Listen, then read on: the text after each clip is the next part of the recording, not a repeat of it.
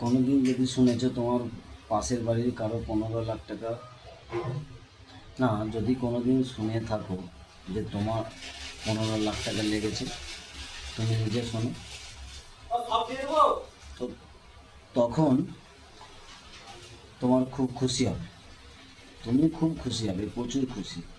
যদি তুমি শোনো তোমার প্রমোশন হয়েছে, তুমি খুব খুশি হবে। যদি তুমি শোনো তোমার ইনক্রিমেন্ট হয়েছে, তুমি খুব খুশি হবে, প্রচুর খুশি। যদি তুমি শোনো তোমার ছেলে ফার্স্ট র্যাঙ্কে পাস হয়েছে, তো তুমি খুবই খুশি হবে। যদি তুমি শুনেছো এটা যে তোমার সাথে থাকা পাড়াতে ঘোরা ছেলেটা লটারি লেগেছে 20 লাখ টাকা, তুমি তাতে খুশি হবে না? কিন্তু দুঃখই লাগবে, তোমার বুকটা ফেটে যাবে কষ্টে। কিন্তু কেন? ওই 20 লাখ টাকা কি তোমার থেকে ব্যাংক অ্যাকাউন্ট থেকে কেটে তাকে লটারি লাগিয়েছিল? লাগায়নি তো। লটারিটা লেগেছে সে যেখানে লটারি কোম্পানি দিয়েছে তাকে। হুম।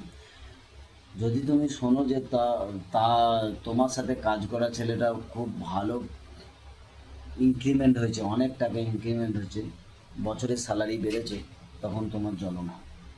কিন্তু কেন? তোমার টাকা স্যালারি থেকে কেটে কি তাকে দিয়েছে? দেয়নি না। সে তার যোগ্যতাতে পেয়েছে। তাহলে তোমার জ্বলন হচ্ছে কেন? তুমি জ্বলছো কেন তাহলে? বাস্তব একটাই, যে অপরের খুশিতে পেরেশান হয় মানুষ নিজেরাই, অপরের খুশিতে পেরেশান বেশি হয়। তোমরা কেন আলোচনা করছো এইগুলো নিয়ে, তাদের তাদের বিষয় নিয়ে? সে ক টাকা মাইনে পায়, ক টাকা কী কোম্পানি দেয়, ক টাকা খরচা করে, সে ক টাকা কেন খরচা করে, কিসের জন্য খরচা করে, কেন এত টাকা সে বিলাসিতা করে, কেন এত টাকা তাকে কোম্পানি মাইনে দেয়, কী জন্যে দেয়, কিসের জন্য দেয়? কেউ কি কোনো দিন বোকা আছে যে যা তার মুখ দেখে দিয়ে দেয়? দেয়নি। তাহলে নিশ্চয়ই তার বুদ্ধি আছে, সে সেই জন্য বিজনেস করছে। তো তাহলে কোম্পানি যদি দেয়, তোমার স্যালারি থেকে তো কেটে দিচ্ছে না, তাহলে তোমাদের জ্বলন কিসের এত?